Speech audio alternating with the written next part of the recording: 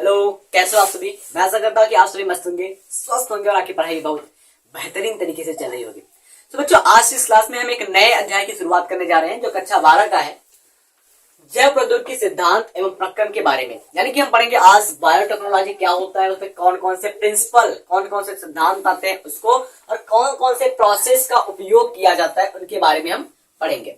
तो सबसे पहले अगर हम बात करते हैं तो हम यहाँ पर बेसिक टर्म को जानेंगे इस क्लास में। उसके बाद अगले क्लास में क्या करेंगे, हम बेहतरीन तरीके से एक एक प्रिंसिपल को और उसके प्रोसेस को अच्छे से आपको डिफाइन करेंगे ताकि हर एक पॉइंट आपको अच्छे से समझ में आ जाए। हालांकि आपका एग्जाम भी काफी नजदीक है, तो मैं कोशिश करूंगा कि जितना भी पढ़ाऊं वो सॉलिड तरीके से आपको पढ़ाऊं और हर एक पॉइंट आपको समझ में आ जाए। बाकी का मैं जो आंसर सॉल्व करवा रहा हूं वो आंसर बीच बीच में, मतलब कि दूसरे दिन हर तीसरे दिन आपको आंसरों का एक वीडियो मिल जाएगा, तो आप वहां से भी तैयारी करते रहिए और यहाँ पर अपना जो क्लास चल रहा है उसको भी रेगुलर लेते रहिए। चलिए अगर हम बात करते हैं, सबसे पहले हम यहाँ पर देखेंगे कि जो बायोटेक्नोलॉजी शब्द है, ठीक है, शब्द बायोटेक्नोलॉजी किसने दिया था? शब्द जैव प्रौद्योगिकी, जैव प्रौद्योगिकी यानी कि बात करते हैं जो टर्म बायोटेक्नोलॉजी है, टर्म बायोटेक्नोलॉजी, इसका यूज किसने किया था? टर्म बायोटेक्नोलॉजी का यूज किसने किया था भाई? तो सबसे पहले टर्म बायोटेक्नोलॉजी देने वाले वैज्ञानिक का नाम है कार्ल एरकी, कार्ल एरकी, ठीक है। कार्ल एरकी नाम के एक वैज्ञानिक है जिन्होंने सबसे पहले बायोटेक्नोलॉजी शब्द का उपयोग किया था। कार्ल एरकी, इन्होंने कब किया था बायोटेक्नोलॉजी शब्द का उपयोग? तो इन्होंने शब्द का उपयोग किया था 1919 ईस्वी में, 1919 के अंदर इन्होंने क्या किया था, बायोटेक्नोलॉजी शब्द का उपयोग किया था। मैं धीरे धीरे पढ़ाऊंगा, सब कुछ आपको अच्छे से समझ में आएगा। उसके बाद अगर हम बात करते हैं फादर ऑफ बायोटेक्नोलॉजी किसे कहते हैं, यानी कि बायोटेक्नोलॉजी जैव प्रौद्योगिकी के जनक किसे कहते हैं? फादर ऑफ बायोटेक्नोलॉजी, जैव प्रौद्योगिकी के जनक किसे कहते हैं हम? तो अगर हम बात करते हैं जनक किसे कहेंगे तो हम पाउल बर्ग को जैव प्रौद्योगिकी का जनक कहते हैं। इसको पाउल बर्ग, पाउल बर्ग, ठीक है, एक वैज्ञानिक का नाम है जिन्हें जैव प्रौद्योगिकी का जनक माना जाता है। इतनी बातें समझ में आई। अब यहाँ पर अगर हम बात करते हैं, ये तो पूरे होल वर्ल्ड के हो गए, पूरे संसार में जैव प्रौद्योगिकी का जनक पाउल बर्ग को माना जाता है। लेकिन अगर हम बात करते हैं तो हमारे इंडिया के अंदर जैव प्रौद्योगिकी के बारे में सबसे पहले सबसे अच्छे तरीके से किसने बताया था? तो यहाँ पर यह आ जाता है कि फादर ऑफ इंडियन बायोटेक्नोलॉजी। तो फादर ऑफ इंडियन बायोटेक्नोलॉजी की बात करते हैं तो यहाँ पर दो साइंटिस्ट का नाम सजेस्ट किया जाता है। पहले है पुष्पा मित्रा भार्गवा, ठीक है, पुष्पा मित्रा भार्गवा। दूसरे हैं वीरेंद्र लाल चोपड़ा, ठीक है। कौन कौन से? अगर हम बात करते हैं father of Indian biotechnology,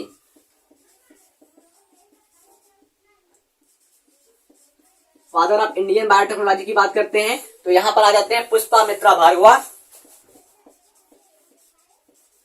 Pushpa मित्रा भार्गवा।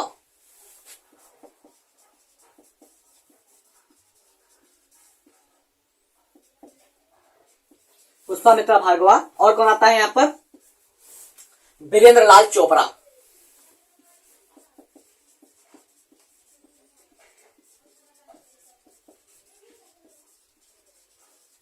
वीरेंद्र लाल चोपड़ा। ये दो लोग हैं जिसे भारत में हम बायोटेक्नोलॉजी यानी कि जैव प्रौद्योगिकी का जनक मानते हैं।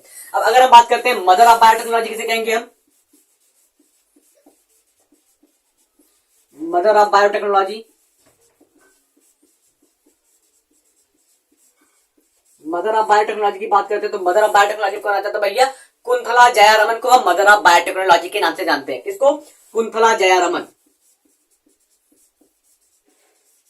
कुंथला जयारमन, कुंथला जयारमन को हम कहते हैं मदर ऑफ बायोटेक्नोलॉजी, यानी कि जैव प्रौद्योगिकी की मम्मी, माता कहते हैं, ठीक है। इतना बात समझ में आया आपको। अब अगर हम बात करते हैं जो बायोटेक्नोलॉजी वर्ड है, ये वर्ड बायोटेक्नोलॉजी कहां से आया, इस शब्द का मतलब क्या है, इसकी बात कर लेते हैं यहाँ पर। तो सबसे पहले अगर मैं कहूं आपसे तो आप इन पॉइंट को अच्छे से नोट कर लीजिए ताकि आपको कोई भी पूछे कि बायोटेक्नोलॉजी का आप इंट्रोडक्शन बताइए, तो इंट्रोडक्शन में सबसे पहले आप यहीं से शुरू करेंगे, उसके बाद आप पूरी डेफिनेशन को बता देंगे, या फिर आप बायोटेक्नोलॉजी यानी कि जैव प्रौद्योगिकी के पूरे परिभाषा को बताएंगे, फिर उसके बाद इन सभी बातों को आप अच्छे से उनको बता देंगे तो उनकी पूरी संतुष्टि हो जाएगी, जो उनको चाहिए था उनसे ज्यादा उनको मिल जाएगा। तो अगर हम आगे बात करते हैं तो यहां पर मैं बताने वाला हूं कि बायोटेक्नोलॉजी जो शब्द है उस शब्द का उत्पत्ति कहां से हुआ। ठीक है,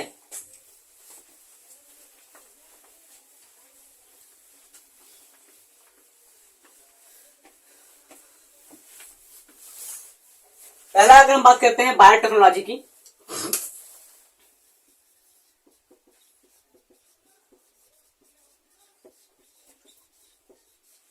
बायोटेक्नोलॉजी की बात करते हैं तो देखो बायोटेक्नोलॉजी जो शब्द है बेटा वो दो शब्द से मिलकर बना हुआ है। पहला है क्या, बायो, और दूसरा क्या है, टेक्नोलॉजी। ठीक है, अब इसका मतलब क्या हो जाएगा, एक ऐसी टेक्नोलॉजी जो बायो के अंदर लगाई जाती है। कहा, बायो के अंदर लगाई जाती है, उसको कहते हैं बायोटेक्नोलॉजी। आपने देखा होगा ना, टेक्नोलॉजी का मतलब क्या होता है, नए नए चीजों का खोज करना, नए नए चीजों के आविष्कार करना, ये टेक्नोलॉजी के अंदर ही आता है ना, टेक्नोलॉजी के द्वारा ही संभव हुआ है। भाई टेक्नोलॉजी आया तब तो ही हम आपको ऑनलाइन पढ़ा रहे हैं, आप अपने घर बैठे हैं, हम अपने घर बैठे हैं, फिर भी हम आपको पढ़ा रहे हैं, आप हमसे पढ़ रहे हैं, कैसे, एक टेक्नोलॉजी के थ्रू ही पढ़ रहे हैं ना।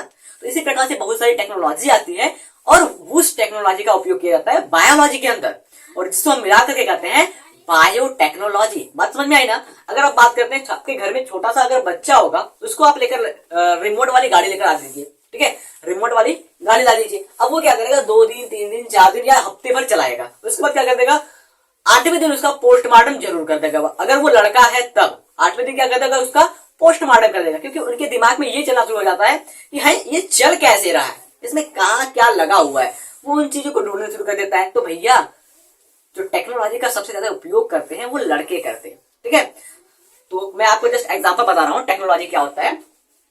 टेक्नोलॉजी की वजह से ही हम और आप मीलों दूर बैठ करके एक दूसरे से पढ़ और पढ़ा रहे हैं, टेक्नोलॉजी की सहायता से ही। तो यहाँ पर टेक्नोलॉजी का मतलब क्या हुआ, एक ऐसी टेक्नोलॉजी जिसका हम बायोलॉजी के अंदर उपयोग करते हैं, जिससे हम नए चीजों को बनाते हैं, नए चीजों का निर्माण करते हैं, उसको हम कहते हैं बायोटेक्नोलॉजी। अगर हम इसकी परिभाषा की बात करते हैं तो परिभाषा क्या हो जाएगा, औद्योगिक तथा वैज्ञानिक प्रक्रियाओं में जीवित कोशिकाओं तथा जीवाणुओं का प्रयोग जैव प्रौद्योगिकी कहलाता है। यानी कि अगर हम बात करते हैं क्या हो जाएगा, औद्योगिक तथा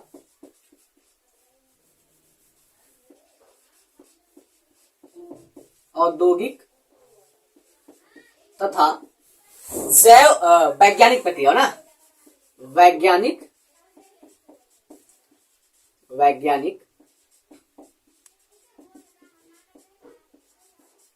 औद्योगिक तथा वैज्ञानिक प्रक्रियाओं में जीवित कोशिकाओं तथा जीवाणु, जीवित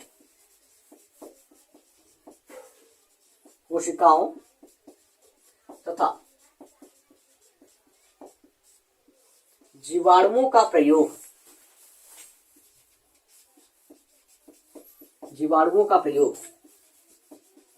जैव प्रौद्योगिकी कहलाता है।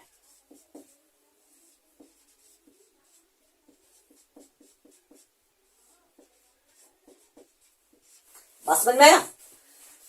औद्योगिक तथा वैज्ञानिक प्रक्रियाओं में जीवित कोशिका, कैसी कोशिका, जीवित कोशिका या फिर जीवाणु का जो प्रयोग होता है वो क्या कहलाता है, जैव प्रौद्योगिकी कहलाता है। इसी बात को अगर इंग्लिश में लिखना चाहें तो the use of living organism, cell और bacteria, industrial and scientific process called biotechnology.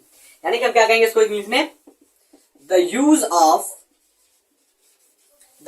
Of living organism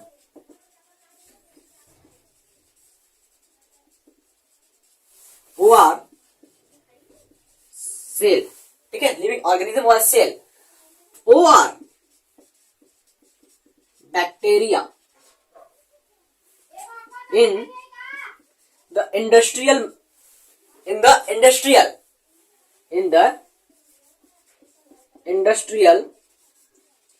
and scientific process called biotechnology.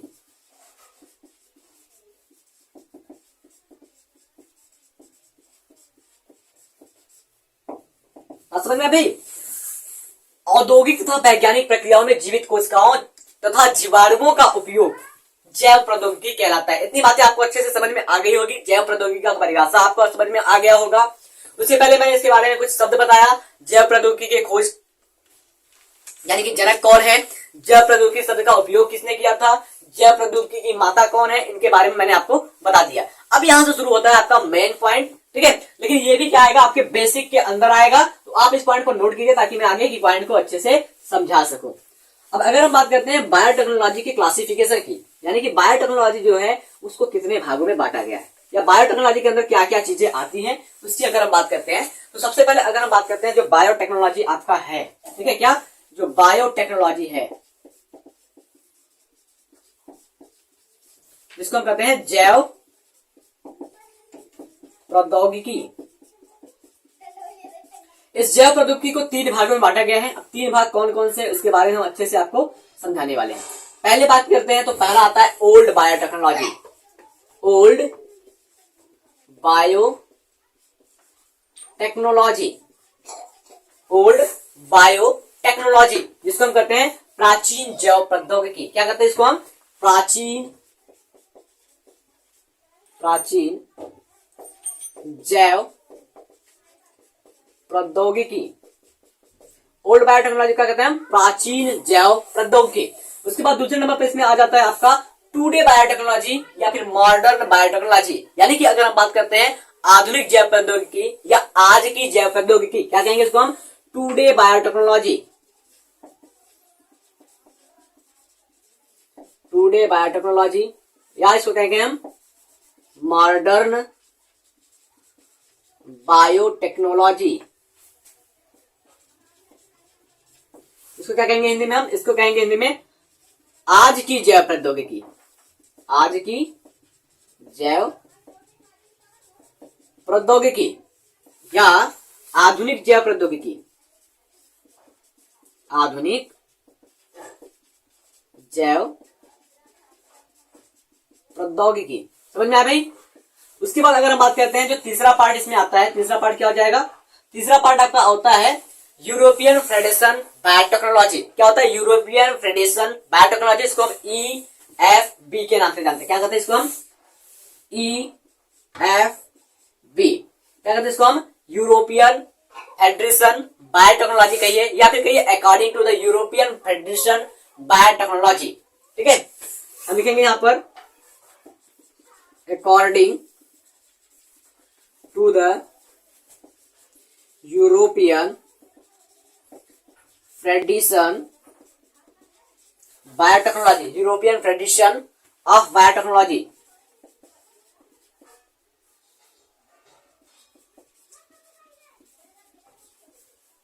क्या कहेंगे इसको हम, यूरोपियन फेडरेशन बायोटेक्नोलॉजी, हिंदी में भी कहेंगे ना।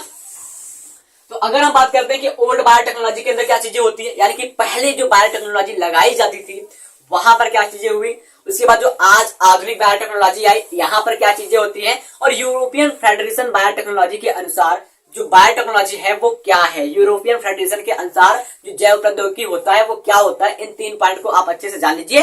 बाकी थोड़ी सी बातें इस क्लास में जान लीजिए। उसके बाद एक एक सेपरेट टॉपिक जैसे कि जेनेटिक इंजीनियरिंग क्या होता है, जीन क्लोनिंग क्या होता है, ठीक है, इन सभी पॉइंट को हम अच्छे से एक एक क्लास में जानेंगे, ठीक है। छोटा छोटा क्लास रहेगा, आपको अच्छे से समझ में आएगा, बोरियत भी महसूस नहीं होगी। अब अगर हम बात करते हैं ओल्ड बायोटेक्नोलॉजी क्या करता है, भाई देखो ओल्ड बायोटेक्नोलॉजी का जो उपयोग होता है, यानी कि प्राचीन बायोटेक्नोलॉजी जैव प्रौद्योगिकी का जो उपयोग होता था उसमें क्या किया जाता था, जितने भी लिविंग ऑर्गेनिज्म होते थे उनका उपयोग किया जाता था, उनसे प्राप्त जो एंजाइम होते थे उनका उपयोग किया जाता था एक नए प्रकार के पदार्थ, एक नए प्रकार के उत्पाद को बनाने के लिए। यानी कि अगर हम यूं कह लें कि जो हमारा प्राचीन बायोटेक्नोलॉजी है, ठीक है, या प्राचीन जैव प्रौद्योगिकी है, इसका उपयोग कहाँ किया जाता था ना, यूज की बात करते हैं इसके हम उपयोग की बात करते हैं, उपयोग कहाँ किया, इसमें क्या चीजें उपयोग किए जाते थे। तो अगर हम बात करते हैं इसके उपयोग की, तो यहां पर क्या उपयोग किया जाता है भैया, लिविंग ऑर्गेनिज्म, लिविंग ऑर्गेनिजम्स का क्या किया जाता था, उपयोग किया जाता था। यानी कि अगर हम बात करते हैं तो यहां पर जीवित जीवों का उपयोग किया जाता था, ठीक है, जीवित जीवों का उपयोग किया जाता था। दूसरा अगर हम बात करते हैं तो यहां पर उपयोग किया जाता था इन जीवित जीवों से प्राप्त होने वाले एंजाइम का, ठीक है, एंजाइम फ्रॉम ऑर्गेनिज्म, ठीक है। सूक्ष्म जीवों से जो एंजाइम प्राप्त होते थे या जो जीवों से एंजाइम प्राप्त होते थे उनका उपयोग किया जाता था। इसलिए इन दोनों का उपयोग किया जाता था एक नए प्रकार के प्रोडक्ट को बनाने के लिए, ठीक है। कैसे? टू प्रोड्यूस प्रोडक्ट, यानी कि एक नए प्रकार के प्रोडक्ट को बनाने के लिए, टू प्रोड्यूस प्रोडक्ट, ठीक है। अगर हम बात कहें नए उत्पादों को बनाने के लिए, नए उत्पादों को बनाने के लिए हम क्या करते थे? लिविंग ऑर्गेनिज्म और लिविंग ऑर्गेनिज्म से प्राप्त होने वाले एंजाइम का उपयोग करते थे। कहां पर? ओल्ड बायोटेक्नोलॉजी के अंदर। अब अगर हम बात करते हैं जो हमारा न्यू बायोटेक्नोलॉजी है या फिर टुडे बायोटेक्नोलॉजी इसको करते हैं, या फिर जिसको हम कहते हैं मॉडर्न बायोटेक्नोलॉजी, हिंदी में क्या है तो आज की बायोटेक्नोलॉजी, आज की जैव प्रौद्योगिकी, आधुनिक जैव प्रौद्योगिकी, इसका उपयोग कहां किया जाता है या फिर इनका उपयोग जो होता है किस लिए किया जाता है? तो अगर हम बात करते हो तो यहां पर कुछ बातें अगर आपको याद करवाऊं मैं, तो यहां पर सबसे पहले आ जाता है IVF, जिसको हम कहते हैं इन विट्रो फर्टिलाइजेशन, ठीक है। यानी कि इसके अंदर क्या आ जाता है आपका टेस्ट ट्यूब बेबी आ जाता है, टेस्ट ट्यूब बेबी आ जाता है, ओके। टेस्ट ट्यूब बेबी आ जाता है। आपने टीवी में प्रचार देखा ना, टीवी में प्रचार आपने देखा होगा इंदिरा IVF। इंदिरा IVF क्या होता है भाई? इंदिरा IVF क्या होता है? यहाँ पर जो निसंतान दंपत्ति होते हैं उनको संतान उत्पन्न कराने में ये हेल्प करता है। यहाँ पर क्या होता है? टेस्ट ट्यूब बेबी का मतलब क्या होता है? परख नली शिशु होता है। तो IVF का उपयोग करके क्या करते हैं? हम एक शिशु का निर्माण करते हैं, ठीक है। हमने आपको टेस्ट ट्यूब बेबी पढ़ाया था पिछले क्लासेस में, अब अगर जाकर के आप ढूंढेंगे तो वहां पर मिल जाएगा आपको। उसके बाद अगर हम बात करते हैं आगे अगला पॉइंट, तो इसमें और किसका उपयोग करते हैं भैया? हम यहाँ पर करते हैं synthesis of gene and use, ठीक है। अगर हम बात करते हैं यहाँ पर क्या करते हैं? जीन का सिंथेसिस करते हैं, जीन का संश्लेषण करते हैं और उसका उपयोग करते हैं। क्या करते हैं हम? Synthesis of gene and using it यानी कि हम क्या करते हैं? जीन का संश्लेषण करते हैं और उसका उपयोग करते हैं। जीन का संश्लेषण एवं उसका उपयोग, जीन का संश्लेषण एवं उसका उपयोग, जीन का संश्लेषण एवं उसका उपयोग। बात समझ में आया? अगले पॉइंट की अगर हम बात करते हैं तो क्या करते हैं? यहाँ पर DNA वैक्सीन बनाने के लिए इसका उपयोग करते हैं। किसका?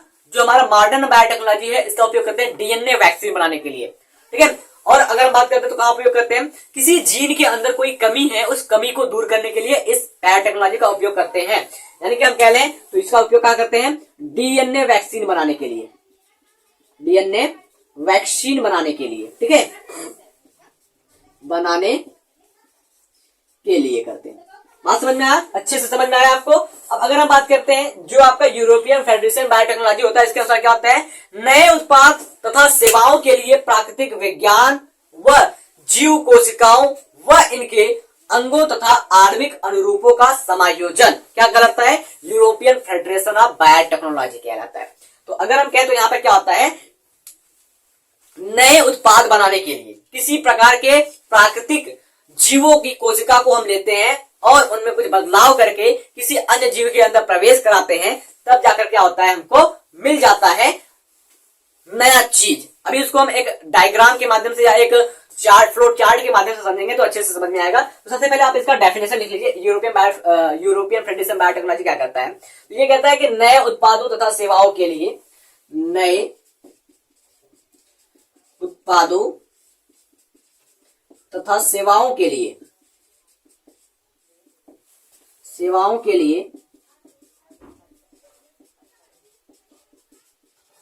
नए उत्पादों तथा सेवाओं के लिए प्राकृतिक विज्ञान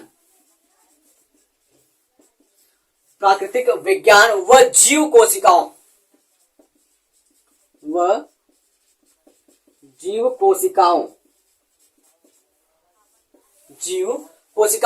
व इनके अंगों, किसी भी जीव की पूरी कोशिका को ले लो या थोड़ी सी किसी भी पार्ट को ले लो ना, कोशिकाओं व इनके अंगों तथा आणविक अनुरूपों का समायोजन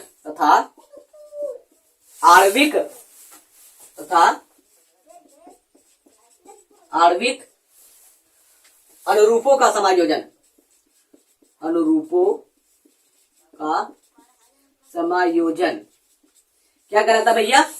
EFB कहलाता है। बात समझ में आया आपको अच्छे से? चलिए अब अगर हम बात करते हैं ये इसका मतलब क्या है, इस मतलब को हम समझते हैं, उसके लिए क्या करना पड़ेगा आपको? सबसे पहले इस पॉइंट को नोट करना पड़ेगा। ठीक है, आप नोट कीजिए, फिर आगे की बातें को हम समझाते हैं। तो यहाँ पर क्या होता है, किसी हम ऑर्गेनिज्म को लेते हैं और उसके डीएनए के अंदर हम थोड़ा सा बदलाव करते हैं और इसको रिकॉम्बिनेंट हम बनाते हैं। रिकॉम्बिनेंट बनाने के बाद उसको हम क्या करते हैं, किसी नए जीव के अंदर, किसी नए पौधे के अंदर प्रवेश करा देते हैं और वहां से हम क्या करते हैं, बहुत सारे नए चीजों को हम लेते हैं। देखिए अगर हम बात करते हैं, एक एनिमल हमने लिया, एक एनिमल लिया, थोड़ा सा बड़ा लिखिए तो आपको स्पष्ट दिखाई देगा। ठीक है, जैसे अगर हम बात करते हैं, हमने एक एनिमल लिया। ठीक है,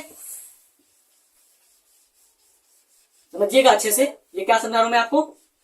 यूरोपियन फेडरेशन बायोटेक्नोलॉजी को हम आपको समझा रहे हैं। ठीक है, एक एनिमल हमने लिया, इस एनिमल से हम क्या किया, इस एनिमल से हमने आइसोलेट किया, क्या?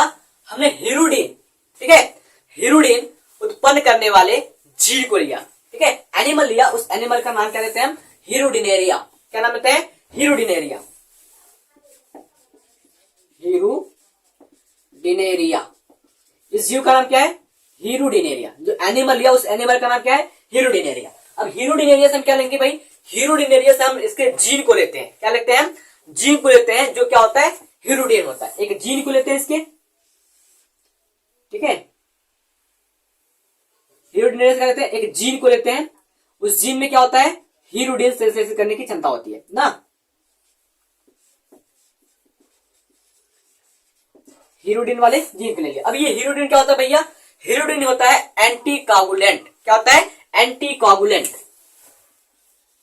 Anti coagulant. अगर हिंदी में बात करते हैं तो एक जानवर को लिया जिसका नाम था हीरोडिनेरिया। ठीक है, हीरोडिनेरिया से हमने क्या निकाला? हीरोडिन को निकाला, जो क्या था? एंटी कोगुलेंट था। अब हीरोडिन को नहीं, हीरोडिन वाले जीन को निकाला। किसको निकाला? हीरोडिन वाले जीन को निकाला। ठीक है, अब हीरोडिन को निकाला, हीरोडिन वाले जीन को निकाला। ठीक है, जीन को निकाला। अब इस जीन को क्या कर रहे हैं भैया? इस जीन को हम क्या कर रहे हैं? एक नए पौधे के अंदर प्रवेश करा दे रहे हैं।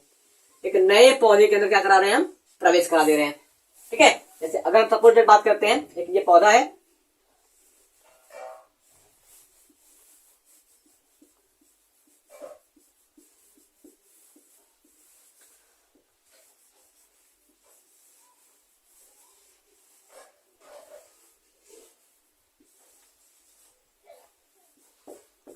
ये आपका क्या हो गया? एक पौधा है।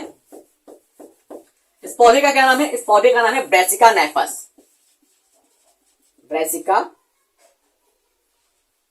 नेपस।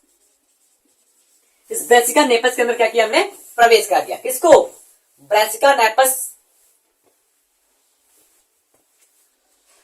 ब्रैसिका नेपस के अंदर में किसको प्रवेश कराया? इस हीरोडिन जीन को प्रवेश कराया। ठीक है, क्या कराया हमने? हीरोडिन जीन को प्रोड्यूस कराया, इंट्रोड्यूस कराया। यानी कि हमने क्या किया? इस जीन को लाकर के इसमें प्रवेश कर दिया। अब यहां पर जो बीज बनेगा, इस ब्रैसिका नेपस से जो बीज बनेगा, उस बीज के अंदर से क्या निकलेगा? इस बीज के अंदर से निकलेगा हीरोडिन। यानी कि ये ब्रैसिका नेपस क्या करेगा? प्रोड्यूस करेगा हीरोडिन को। हीरोडिन को क्या करेगा? ये प्रोड्यूस करेगा, हीरोडिन को ये निकालेगा। बात समझ में आई? हमने क्या किया? सिंपल सा फिर से देख लिया। हमने एक एनिमल लिया जिसका नाम हीरोडिनेरिया था। हीरोडिनेरिया ने क्या लिया? हमने हीरोडिन प्रोड्यूस करने वाले जीन को लिया। उस हीरोडिन प्रोड्यूस करने वाले जीन को क्या किया हमने? इस ब्रैसिका नेपस पौधे के अंदर डाल दिया। अब ये ब्रैसिका नेपस का जो पौधा है वो क्या कर रहा है? हीरोडिन को स्रावित कर रहा है। ठीक है, अब ये क्या होता है? इस प्रोसेस क्या होती है उसको देख लो। अगर हम बात करते हैं तो ये ब्रैसिका नेपस का क्या होगा? ब्रैसिका नेपस का सीड बनेगा, बीज बनेगा। बीज से हमने क्या कर लिया? आइसोलेट कर लिया। आइसोलेट क्या करेंगे भैया? हीरोडिन को। हीरोडिन को क्या करेंगे हम? आइसोलेट करेंगे। किससे? ब्रैसिका नेपस के पौधे के बीज से क्या करेंगे हम? हीरोडिन को आइसोलेट कर देंगे। तो इस प्रकार से हम क्या करेंगे? इस बायोटेक्नोलॉजी का उपयोग करके हम बहुत अधिक मात्रा में, बहुत बड़े पैमाने पर हीरोडिन को हम प्राप्त कर सकते हैं। अब अगर हम बात करते हैं जो प्रिंसिपल होता है बायोटेक्नोलॉजी का, जो प्रिंसिपल है, सिद्धांत है, वो क्या है? उसके सिद्धांत के बारे में अगर हम थोड़ी सी बातों को आपको समझाएं या बताएं तो क्या है उसके बारे में जान लेते हैं। फिर उसके बाद हम क्या करेंगे एक एक प्रिंसिपल को सेपरेट सेपरेट क्लास में अच्छे तरीके से समझेंगे।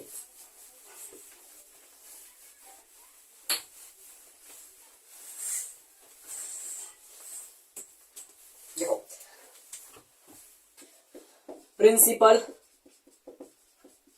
ऑफ बायो टेक्नोलॉजी, यानी कि हम बात करते हैं जैव प्रौद्योगिकी का सिद्धांत।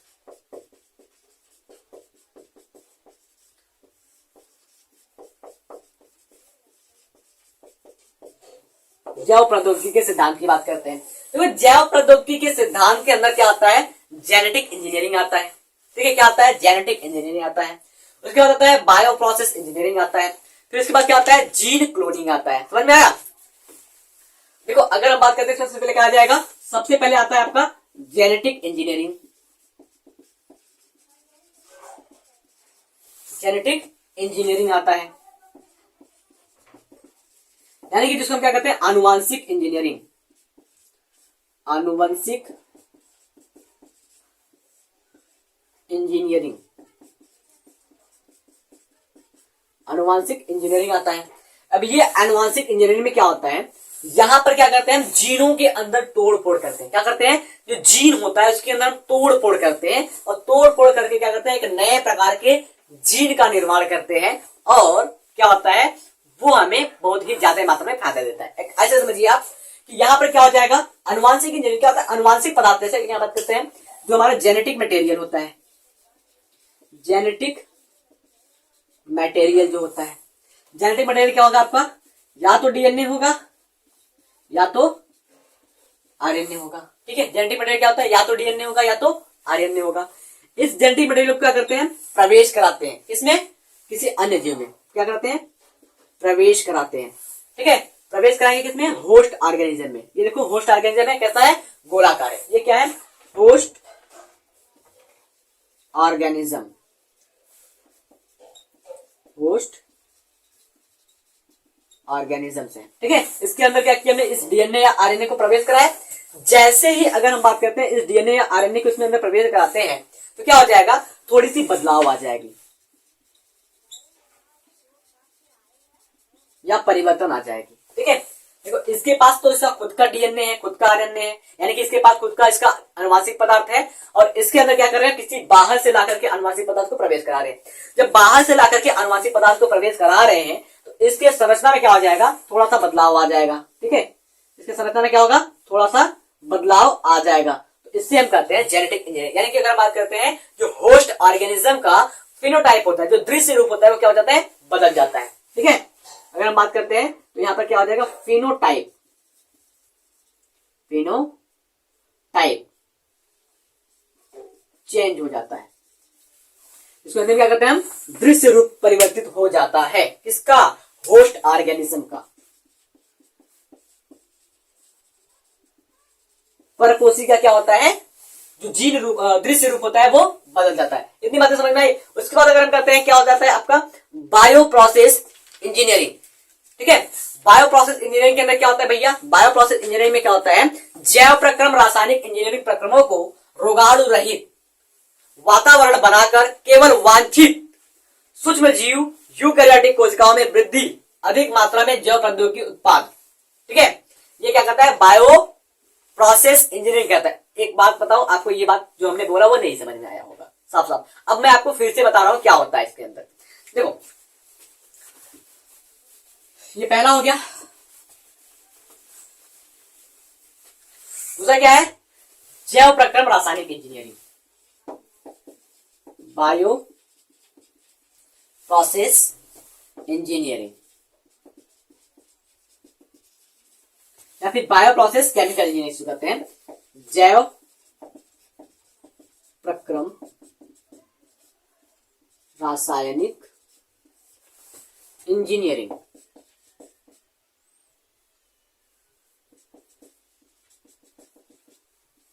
ठीक है, इसके बाद अगर हम बात करते हैं तो क्या हो जाएगा? देखो, इस प्रकार के जैव प्रक्रम का उपयोग हम करते हैं प्रतिजैविक निर्माण के लिए। इसके लिए प्रतिजैविक निर्माण के लिए करते हैं। प्रतिजैविक। उसके बाद टीके जो वैक्सीन होते हैं ना, उसको बनाने के लिए, टीकों को बनाने के लिए। वीकर, ढेर सारे प्रकार के एंजाइम बनाने के लिए।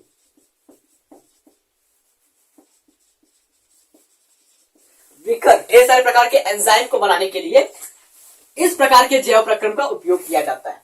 ठीक है, इस प्रकार के जैव प्रक्रम का उपयोग किया जाता है। समझ में आया कि नहीं?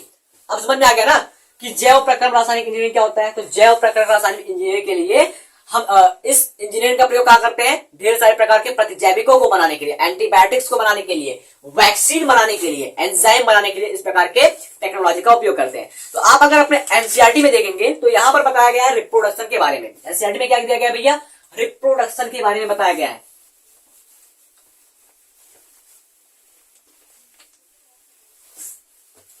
अगर हम बात करते हैं रिप्रोडक्शन की, जिसको जनन कहते हैं। जनन क्या होता है, मुख्यतः दो प्रकार का होता है। एक होता है एसेक्सुअल रिप्रोडक्शन, इसको हम क्या कहते हैं, अलैंगिक जनन। दूसरा क्या होता है, सेक्सुअल रिप्रोडक्शन, इसको हम क्या कहते हैं, लैंगिक जनन कहते हैं। ठीक है, तो अभी आपको क्या पता है भाई, जो सेक्सुअल रिप्रोडक्शन होता है, सेक्सुअल रिप्रोडक्शन यानी कि लैंगिक जनन, वो क्या करता है, एकदम हूबहू संतान उत्पन्न नहीं होते हैं। किसके द्वारा, लैंगिक जनन के द्वारा। यानी कि अगर हम बात करते हैं जो लैंगिक जनन होता है वो पूरी सूचनाओं का हस्तांतरण नहीं करता है। ये जैसे कि एक पीढ़ी से क्या हो गया, ये पेरेंट हो गए,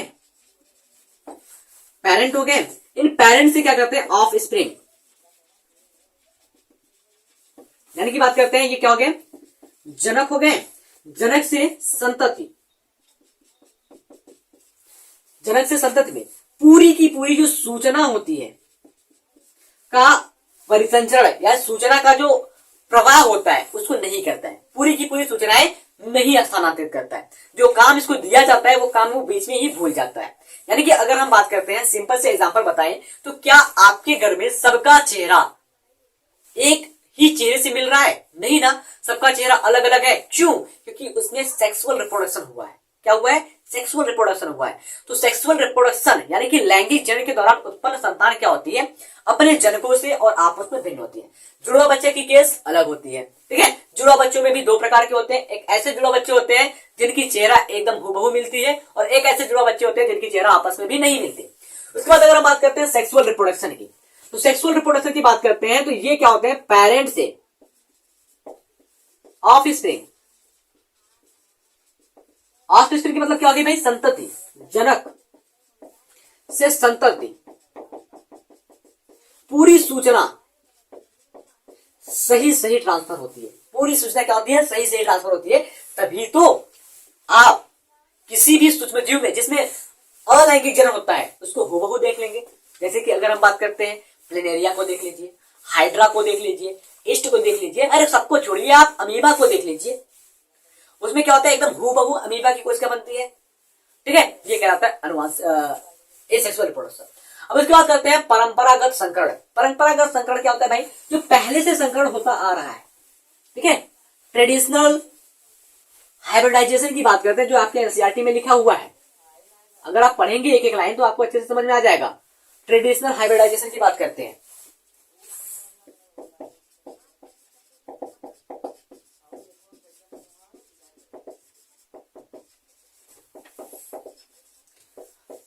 परंपरागत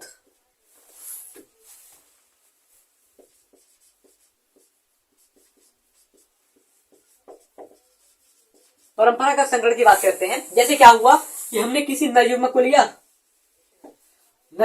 चलो ठीक है, नर युग्मक को ले लिया। अब इस नर युग्मक का क्या किया हमने, किसी अंडाणु के साथ या मादा युग्मक के साथ क्या किया हमने, इसे करा दिया, तो क्या हो गया, एक युग्मक बन गया। अब इसमें क्या हुआ, इस केस में क्या हुआ, जैसे कि अगर हम चाह रहे हैं कि इस नर युग्मक के साथ क्या जाए, लंबाई वाला, ठीक है, लंबाई का गुण जाए। ठीक है, लंबाई का गुण जाए, तो भैया लंबाई का गुण तो जा रहा है, लेकिन इसको हमने क्या किया था, आइसोलेट नहीं किया था। इसको हमने क्या किया था, अलग नहीं किया था कि भाई लंबाई वाला ही गुण जाए ना, ये तो नहीं किया था। तो क्या हुआ, लंबाई के साथ साथ इसमें मोटापे वाला गुण हो सकता है या कालेपन का गुण हो सकता है। यानी कि अगर हम बात कर रहे हैं एक वांछित लक्षण जो होता है, जो हमारे इच्छा अनुसार का लक्षण है, वो तो जाए ही जाए, लेकिन उसके साथ अन्य लक्षण भी स्थानांतरित हो जाए संतानों में, इसी को हम कहते हैं परंपरागत संकरण। तो अगर हम बात करते हैं यहां पर आनुवांशिक जो लक्षण है, जो हमको इच्छा अनुसार प्रवेश कराना है, वो नहीं जा रहा है, ठीक है, उसके साथ साथ अन्य लक्षण भी जा रहे हैं इसी कमी को दूर करने के लिए, यानी कि जो हम चाहें वही हो, ठीक है, जो हम चाहें वही हो, जिस लक्षण को हम प्रवेश कराना चाहे वही लक्षण प्रवेश करे, जिस जीन को हम प्रवेश कराना चाहे वही जीन प्रवेश करे। इसी चीज को मद्देनजर रखते हुए इन्हीं चीजों को सुधार करने के लिए जैव प्रौद्योगिकी लाया गया, और जैव प्रौद्योगिकी आने की वजह से जीव विज्ञान के क्षेत्र में या किसी भी प्रौद्योगिकी के क्षेत्र में क्या हुआ, एक नया क्रांति आ गया। अब इसके आगे हम पढ़ेंगे जेनेटिक इंजीनियरिंग के बारे में। जेनेटिक इंजीनियरिंग क्या होता है? जेनेटिक इंजीनियरिंग की बात किया जाए तो जेनेटिक इंजीनियरिंग के अंदर दो चीजें आती है। पहला क्या होता है? जीन क्लोनिंग, यानी कि अगर हम बात करते हैं जो जीन का संवाहक होता है वो क्या होता है, ठीक है, फोटोकॉपी कैसे बनती है। उसके बाद बात करते हैं जीन ट्रांसफर, जीन का स्थानांतरण कैसे किया जाता है। इन बातों को हम जानेंगे अगले क्लास में। जेनेटिक इंजीनियरिंग क्या होता है इसको जानेंगे। तो मैं आशा करता हूं कि जो बायोटेक्नोलॉजी का स्टार्ट है वो आपको बहुत अच्छे तरीके से समझ में आया होगा। अगर ये अच्छे से तरीके से समझ में आया तो आगे की हर बात आपको अच्छे तरीके से समझ में आनी है। मिलते हैं आपसे अगले क्लास में, तब तक के लिए जय हिंद, जय भारत। बने रहिए हमारे साथ बायोलॉजी पढ़ने के लिए।